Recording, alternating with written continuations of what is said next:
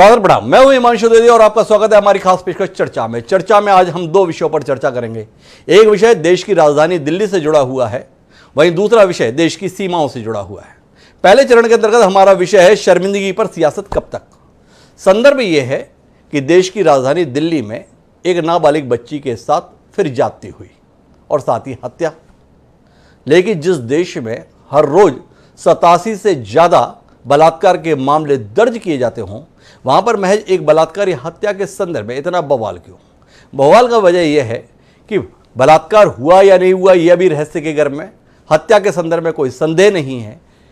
लेकिन उस मामले को जिस तरीके से पुलिस के द्वारा हैंडल किया गया, मामले को रफा दफा करने की कोशिश की गई, दिल्ली के पुराना नांगल गांव के अंतर्गत एक 9 वर्षीय बच्ची के साथ जो कुछ भी घटनाक्रम घटित हुआ, वो विषय तूल तब पकड़ लिया जब देश में विपक्ष का इस समय मुख्य चेहरा बन चुके राहुल गांधी पीड़ित परिवार से मुलाकात के लिए घटनास्थल पर ही पहुंच गए। राहुल गांधी ने मुलाकात क्या की, मानो सियासी तूफान आ गया। बदलते घटनाक्रम के बीच दिल्ली के मुख्यमंत्री केजरीवाल भी पीड़ित परिवार से मिलने पहुंचे और भारतीय जनता पार्टी के प्रवक्ता ने तुरंत मीडिया चैनलों की ओर रुख किया। संबित पात्रा देश की जनता के सम्मुख आए और सवाल उठाया कि राहुल गांधी रेप जैसे मसलों पर भी सियासत से बाज क्यों नहीं आते, उन्हें कांग्रेस शासित प्रदेशों के संदर्भ में ये घटनाएं दिखाई क्यों नहीं देती, क्या ऐसा कारण है जिसके कारण वह केवल और केवल गैर कांग्रेस शासित राज्यों में हो रहे अपराधों के संदर्भ में ही बात उठाते हैं। आज हम इसी मसले पर चर्चा करेंगे, समझने की कोशिश करेंगे कि राहुल गांधी जो ट्वीट कर रहे हैं कि माता पिता के आंसू सिर्फ एक बात कह रहे हैं, उनकी बेटी देश की बेटी न्याय की हकदार है और इस न्याय के रास्ते पर मैं उनके साथ हूं। एक बेटी के संदर्भ में राहुल गांधी साथ है और बाकी बेटियों के साथ किसको मिलेगा, जानने में दिलचस्पी।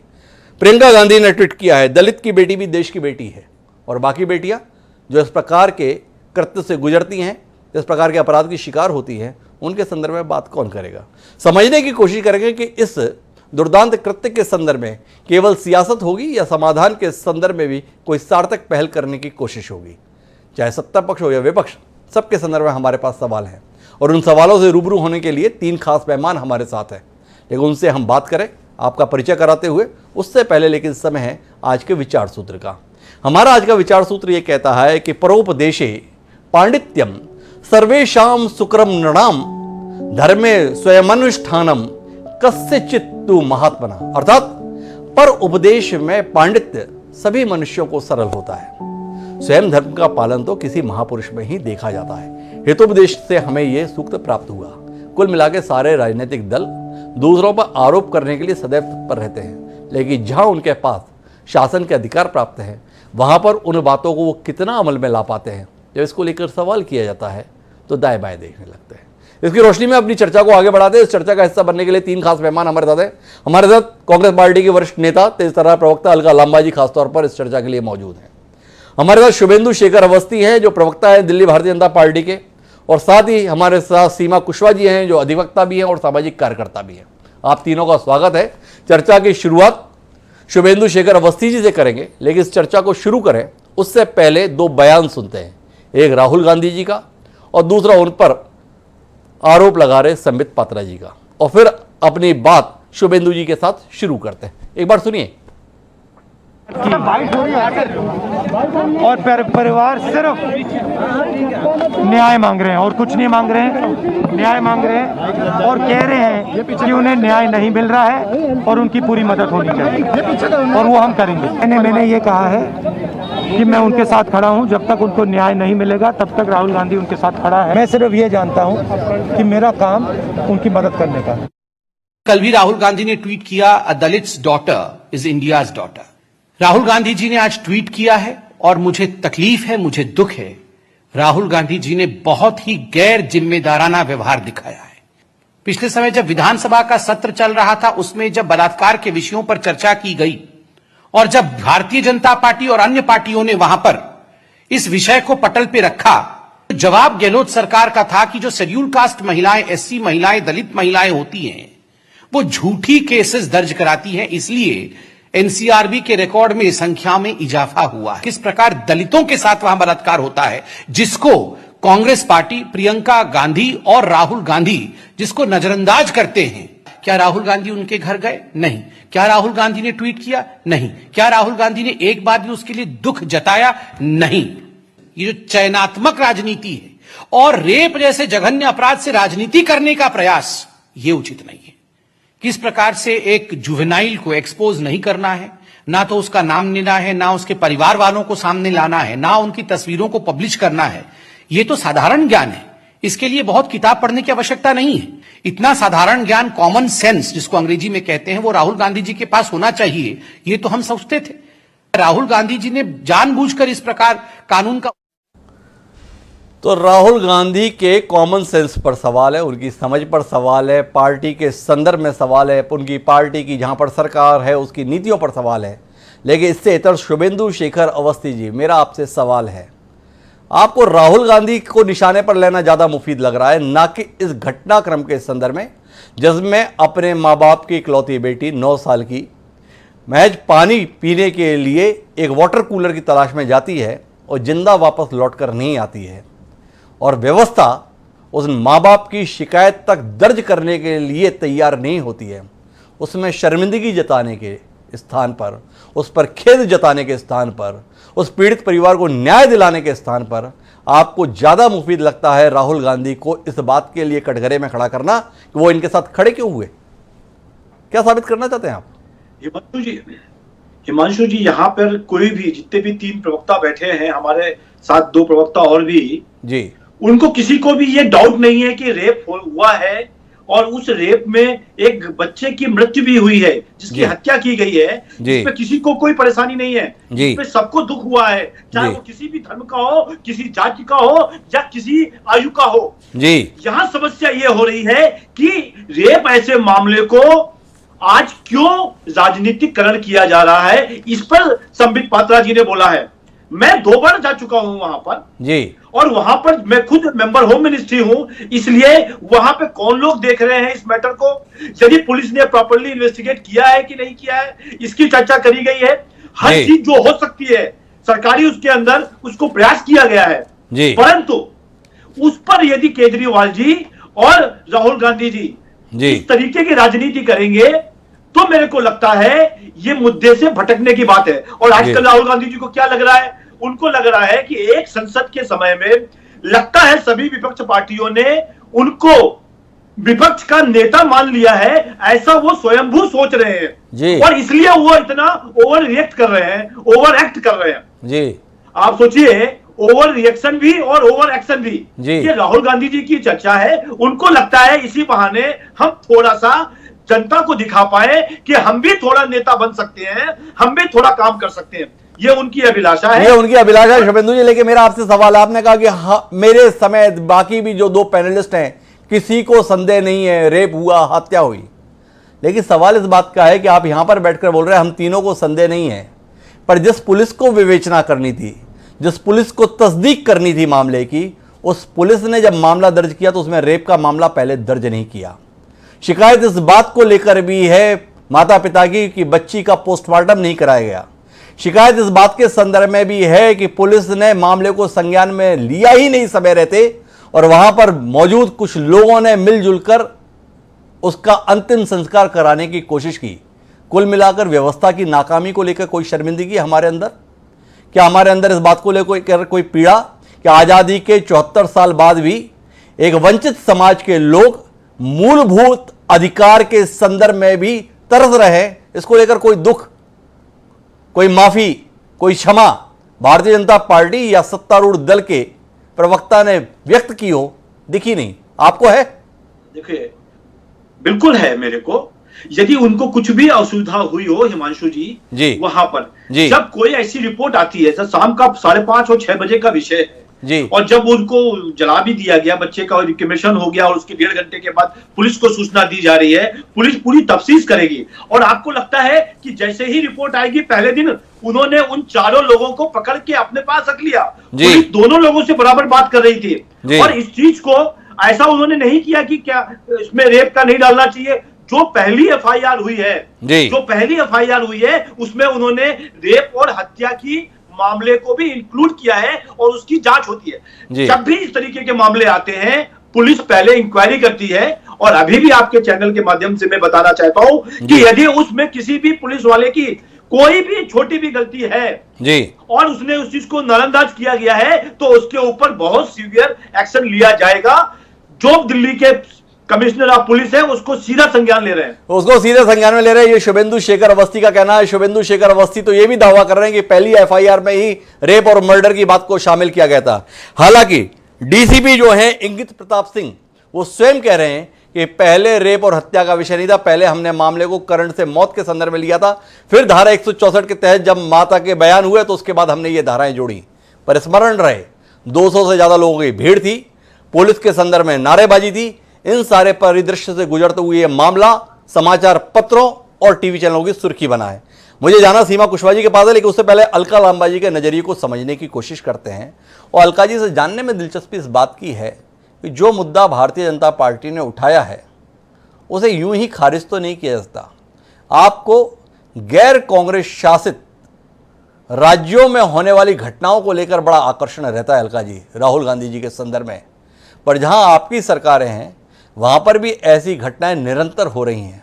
उनके संदर्भ में राहुल गांधी जी की तड़प, प्रियंका गांधी जी की तड़प, राहुल गांधी जी की पीड़ा, प्रियंका गांधी जी की पीड़ा देश के सम्मुख उभर कर नहीं आती।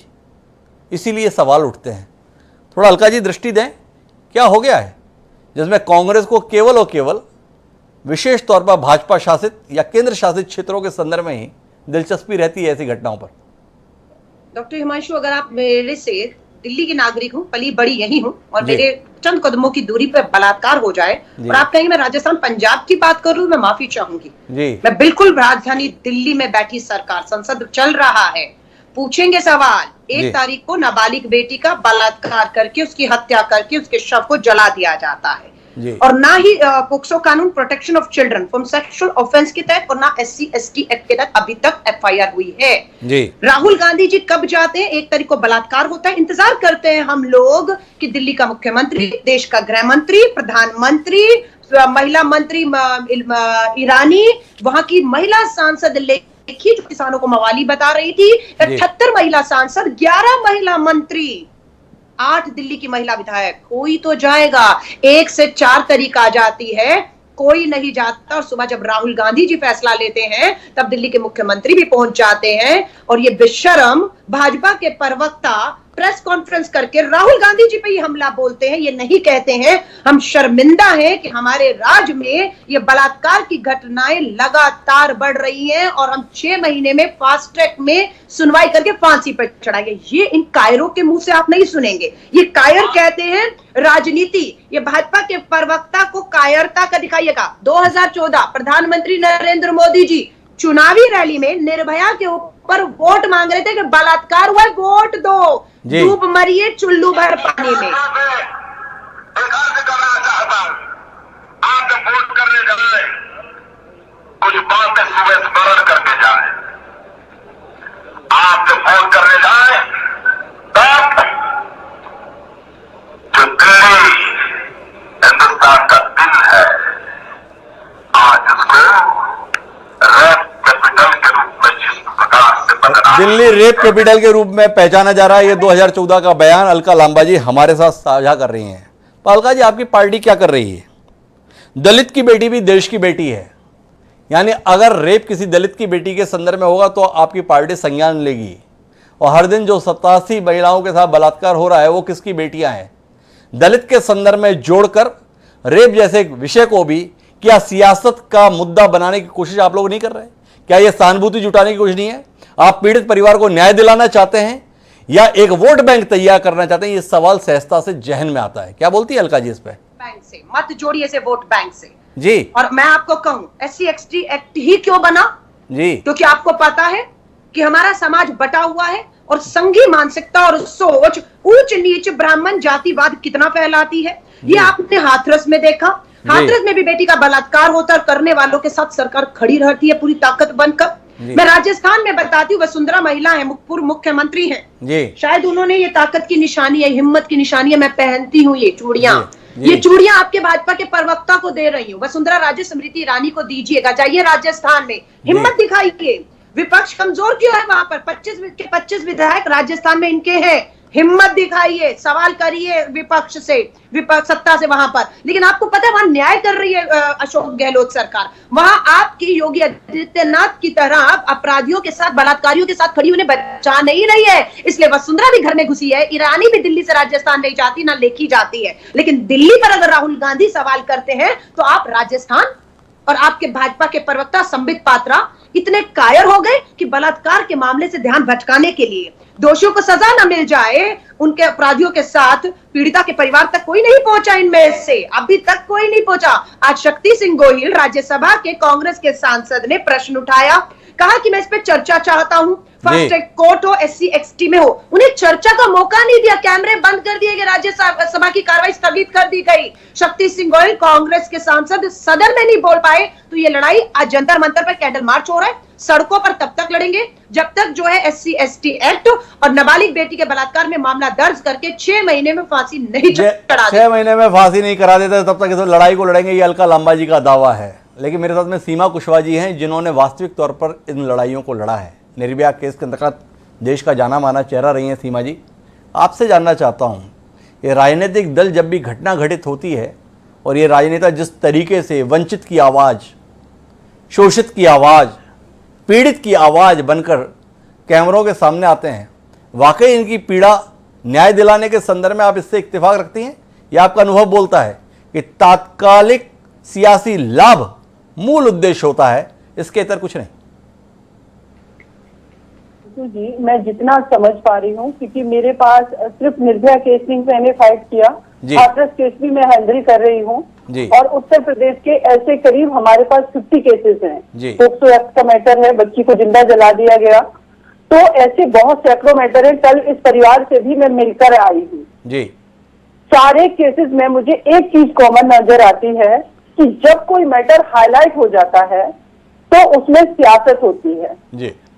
मैं तो कहती हूँ कि आप सियासत भी कर लो, लेकिन मेरी देश की बेटियों को सुरक्षित कर लो, पायलट प्रोजेक्ट बना लो, लॉ का इम्प्लीमेंटेशन करवा लो जो आपने कानून बनाए हुए हैं जी। हमारे देश में बहुत स्ट्रिक्ट लॉ है, चाहे वो पोक्सो एक्ट हो, रेप लॉ हो, या हम बात करें IPC में या CRPC में बर्मा कमेटी की रिकमेंडेशन। लेकिन आप हिमांशु जी, देश को आजाद हुए 70 साल से ज्यादा हो गया जी।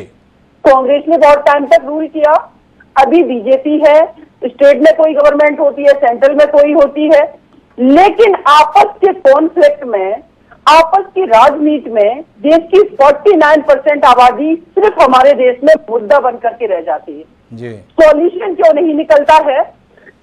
अगर मैं बात करूं, अभी कल जब मैं मिलने गई, उस बेटी के पेरेंट्स से मिल रही थी जी।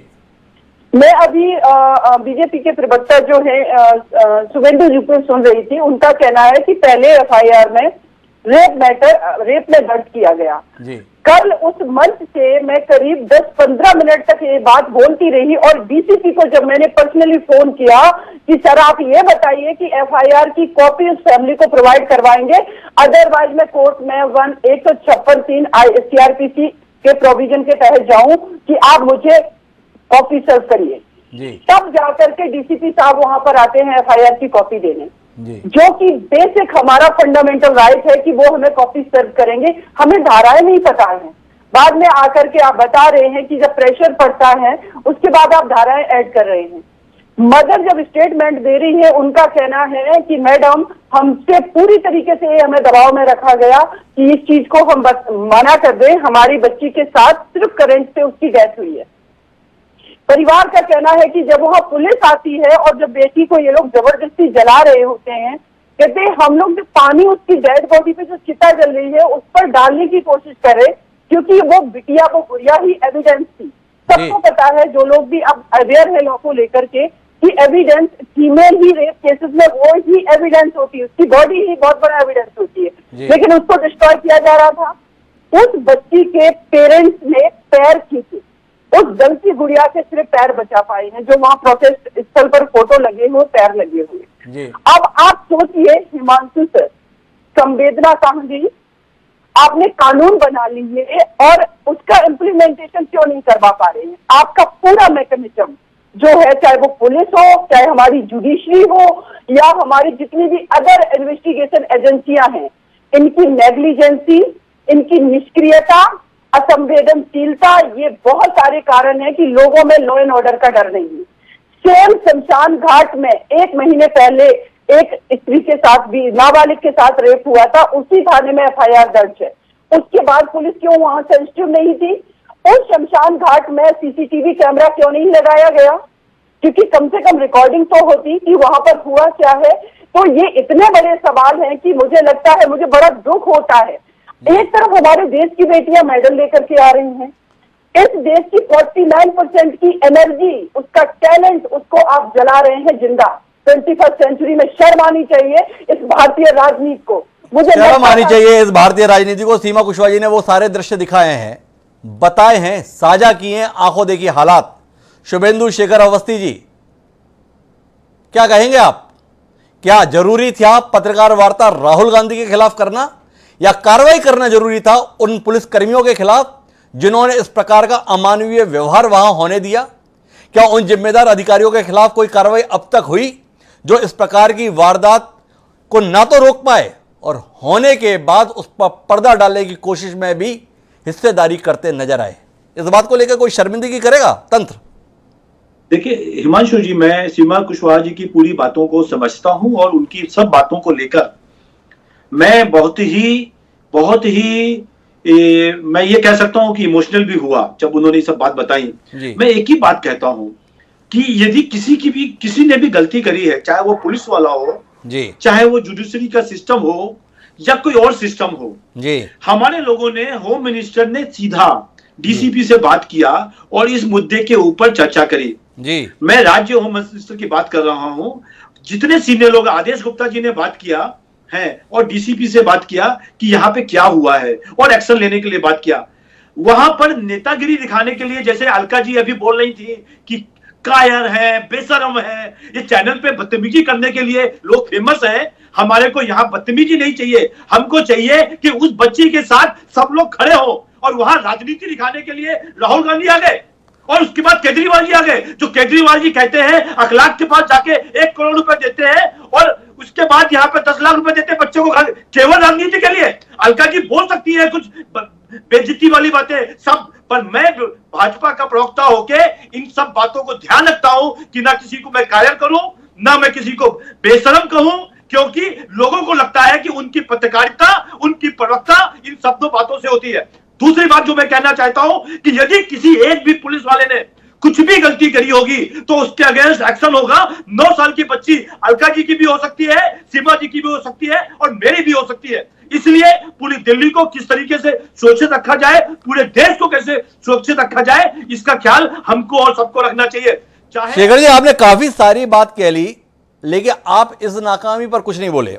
संबित पात्रा जी ने दोपहर की पत्रकार वार्ता में कहा कि राहुल गांधी ने बड़ा अपराध किया है, उन्होंने पीड़ित परिवार की पहचान को सार्वजनिक कर दिया, इसके खिलाफ कार्रवाई होनी चाहिए, राष्ट्रीय बाल अधिकार संरक्षण आयोग में हम इसकी शिकायत करेंगे।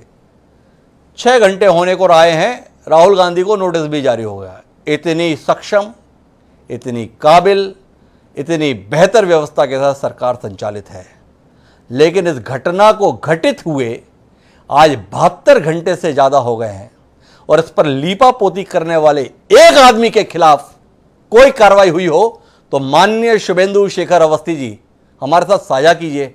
देश को संतोष होगा, देश को आश्वस्ति होगी, देश को भरोसा होगा कि हाँ, हम ठीक हाथों में हैं। बताइए शुभेंदु जी। हिमांशु जी, इस सब मामलों के ऊपर जिन्होंने ये गलत किया, जो लोगों ने वहां पे थाने थे, उन सबको वहां से साइड करके एक स्पेशल कमेटी की स्पेशल लोगों को वहां लगाया गया है। ACP लेवल के ऊपर वहां पे बैठ के बात हो रही है, वो लोग इस मैटर को रख रहे हैं। जिन लोगों ने किया, आपको लगता है कि 72 आवर्स के अंदर हम एक्शन भी ले लें कि अब पूरा जो लोग हैं, जो सीनियर लोग हैं, वो पूरा मैटर देखेंगे क्या बात हुआ है। यहाँ पे टीवी चैनल पे डिस्कशन करना अलग और उनके ऊपर एक्शन लेना अलग, दोनों में समय नहीं लगता है, लेकिन जिन्होंने इस प्रकार के कार्य को होने दिया उनके संदर्भ में एक्शन लेने में, समझने में समय लगता है। ये शुभेंदु शेखर अवस्थी का तर्क है। मुझे जाना अलका लांबा जी के पास है, लेकिन सीमा कुशवाहा जी को हस्तक्षेप करने जा रही है। एक बार उनकी बात सुनते हैं और फिर अलका लांबा जी से आखिरी बातचीत करेंगे। जी सीमा जी।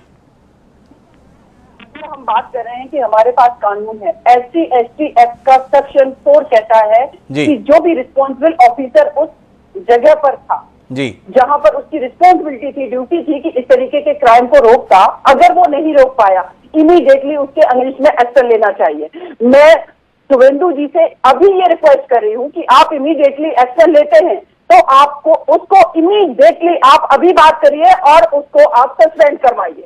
हमें इम्प्लीमेंटेशन चाहिए, हमें इंश्योरेंस नहीं चाहिए। वो इंश्योरेंस देते हुए बहुत टाइम हो गया है। आप अभी उस पर एक्शन लीजिए, हम मान लेंगे कि वाकई में आप लोगों का जो इंटेंशन है उस बिटिया के जस्टिस के लिए वो रिफ्लेक्ट हो रहा है। FIR करवाना हमारा फंडामेंटल राइट है, हमारा लीगल राइट है, वो पुलिस को करना पड़ेगा। उसमें बीजेपी ने नहीं करवाया है या उसमें कोई भी पार्टी जाकर के FIR नहीं करवाती है, ये हमारा राइट है। लेकिन अगर आपको वाकई में लगता है कि आप कुछ कर सकते हैं तो फिर आप इमीडिएटली एक्शन लीजिए और जो भी रिस्पॉन्सिबल ऑफिसर्स हैं उनको, जो कि प्रोविजन है उसमें आप सस्पेंड करवाइए। हम देखते हैं कि कितना आपका इंटेंशन बोनाफाइड है। तो सीमा कुशवाहा जी भी हमारी बात से इत्तेफाक रख रही हैं कि अगर वाकई आपकी नीयत ठीक है, अगर आप वाकई पीड़ित परिवार को न्याय दिलाने के लिए वचनबद्ध हैं, तो जिम्मेदार लोगों के संदर्भ में तुरंत कुछ तो कार्रवाई करके संदेश दीजिए, तब तो भरोसा है। अलका जी आपके पास लौटता हूं। अलका जी, शुभेंदु जी को आपकी भाषा पर आपत्ति है, आपके तरीके पर आपत्ति है, आपके नेताओं के आचरण पर आपत्ति है। उनका मानना है कि आप लोगों की न्याय में दिलचस्पी नहीं है, केवल जुबानी जमा खर्च करने में और माहौल बनाने में है। क्या कहेंगे आप? डॉक्टर हिमांशु, मुझे खुशी है इस बात की कि इन्हें शर्मिंदगी हो रही है और शर्मिंदा होना भी चाहिए मुझे सुनकर। अब मैं इस बहादुर बेटी सीमा कुशवाहा के बारे में बताना चाहती हूँ कि वो है जिन्होंने निर्भया के साथ जब हाथरस की बेटी को मदद करने जा रही थी, इन्हें वहां की पुलिस ने रोका। इन्हें रोका किसकी सरकार थी? किसकी सरकार? उत्तर प्रदेश में राहुल गांधी जी, प्रियंका जी जा रहे थे तो इनकी पुलिस ने प्रियंका गांधी के गिरबान में हाथ डाल दिया। मैं सीमा कुशवाहा जी और भाजपा के प्रवक्ता से पूछना चाहती हूँ, राजस्थान के अंदर एक ऐसा मामला बता दीजिएगा जब सीमा जैसी बहादुर बेटियों को किसी बेटी के बलात्कार में मदद करने से रोका हो या आपके नेताओं को कभी रोका हो। राजस्थान की सरकार ने बलात्कारों की घटनाओं को बढ़ते देखकर पहली बार राजस्थान के इतिहास में पहली महिला डीजी नीना सिंह बनाई है, क्योंकि वो महिलाओं के सशक्तिकरण पे यकीन करती है। आपकी तरह नहीं कि दोषियों के साथ, अपराधियों के साथ खड़े हो जाओ और अपनी कायरता, निकम्मापन छुपाने के लिए राहुल गांधी की आड़ लेकर छुप जाओ। किसान आंदोलन हो, जासूसी कांड हो या अब ये कांड हो, इनके लिए अंतरराष्ट्रीय साजिश और सबके दोषी राहुल गांधी है। देश के प्रधानमंत्री, गृह मंत्री कोई जवाब देंगे। और सीमा कुशवाहा जी की बात आप साबित कर दीजिए।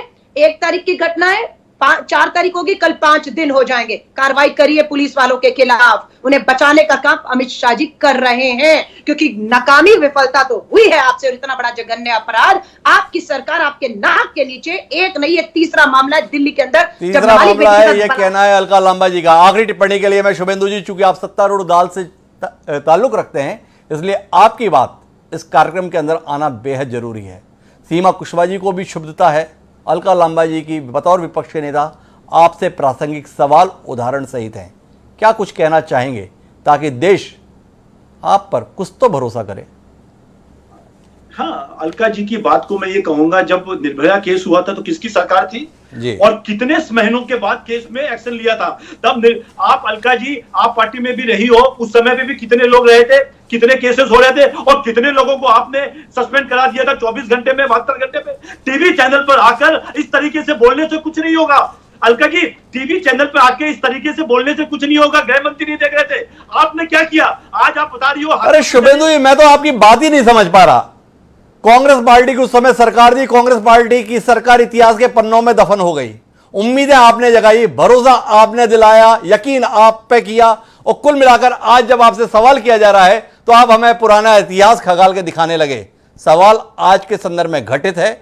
जिस व्यवस्था को व्यवस्थित करने का दावा आप करते थे, उस व्यवस्था पर सवाल हैं।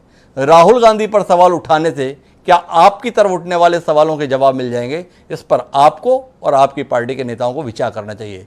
लेकिन कुल मिलाकर बलात्कार की घटना जब भी घटित हो तो उसे दल, पार्टी, राज्य, जाति के नजरिए से नहीं, बल्कि केवल और केवल समाज की विभीषिका और महिलाओं के प्रति अत्याचार के तौर पर ही देखा जाना चाहिए। इस नियत के साथ अगर सियासत में बैठे हुए लोग काम करने की कोशिश करेंगे तो शायद उस उद्देश्य को प्राप्त कर पाएंगे जिसकी ओर सीमा कुशवाहा जी हमारा ध्यान दिलाना चाहती है। बहरहाल आप तीनों मेहमानों का धन्यवाद एक गंभीर चर्चा का हिस्सा बनने के लिए, जिसके समाधान के लिए अभी हमें कुछ समय और इंतजार करना होगा। लेकिन कहीं जाइएगा ना, हम एक छोटे से ब्रेक पर जा रहे हैं और ब्रेक के बाद जब लौटेंगे तो चीन के मसले पर बात करेंगे, क्योंकि 12वें दौर की वार्ता के बाद कुछ बातों पर सहमति बनी है। वो सहमति कितनी गंभीरता से लिए जाने की जरूरत है, इसी पर बात करेंगे। तो बस यूं गए और यूं आए।